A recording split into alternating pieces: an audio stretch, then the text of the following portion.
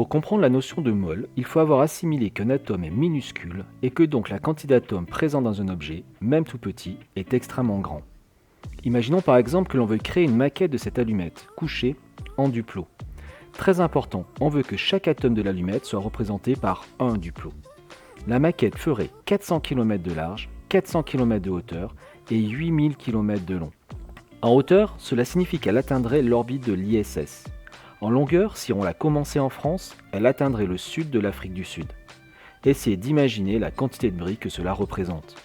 Si on voulait faire la même chose avec un athlète de 2 mètres, debout, on dépasserait la distance Terre-Lune. Si l'on revient à notre allumette, cela signifie que lorsqu'elle brûle, la quantité d'atomes et de molécules qui interviennent est là aussi phénoménale. Un chimiste ne va donc pas pouvoir raisonner avec ces quantités d'atomes. Il va plutôt raisonner en termes de paquets d'atomes pour avoir des nombres plus petits, et on appelle ce paquet d'atomes une mole. L'idée de ce paquet était d'avoir un outil simple, et en se penchant sur la classification périodique, les scientifiques se sont dit que cela serait intéressant que cette mole ait une masse facile à trouver. Ils ont donc décidé qu'une mole serait la quantité d'atomes de carbone correspondant à 12 grammes. Pourquoi 12 grammes ? Parce que cela correspond au nombre de masses du carbone. En faisant ce choix, cela permet de confondre le nombre de masses et la masse d'une mole d'atomes, quel que soit l'élément auquel on s'intéresse. Cela fonctionne car la masse des protons et des neutrons est très voisine et que l'on peut négliger la masse des électrons. Ainsi, la masse d'une mole d'hydrogène sera de 1 g, la masse d'une mole d'or 197 g, etc. Il faut juste nuancer cela avec la notion d'isotope. La masse molaire du chlore, par exemple, n'est pas de 35 g, comme le nombre de masses, mais de 35,5 g.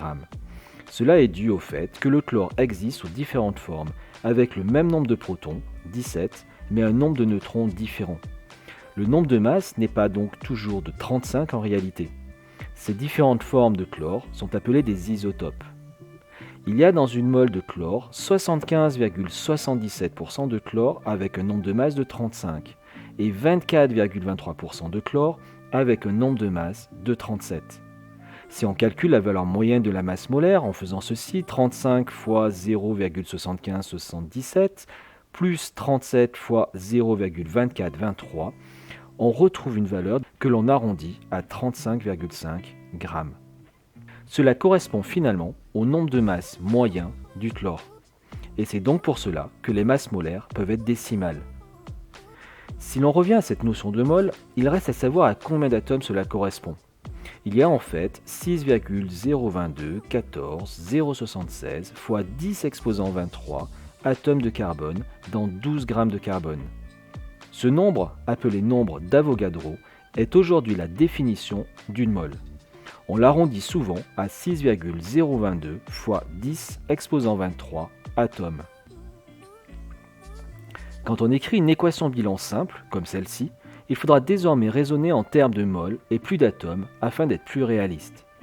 Ce n'est pas un atome de carbone qui réagit ici avec une molécule de dioxygène pour donner une molécule de dioxyde de carbone, mais plutôt une mole de l'un qui réagit avec une mole de l'autre, et on obtient une mole de dioxyde de carbone. Du coup, on sait que si l'on veut faire brûler une mole de carbone, il faudra prendre 12 grammes de carbone. La masse d'une mole d'oxygène étant de 16 grammes, une mole de dioxygène fera 32 grammes. En faisant brûler 12 grammes de carbone avec 32 grammes de dioxygène, la réaction sera donc complète. On obtiendra 44 grammes de CO2. La notion de mole permet donc aux chimistes de déterminer les masses nécessaires très facilement. C'est donc un outil très pratique.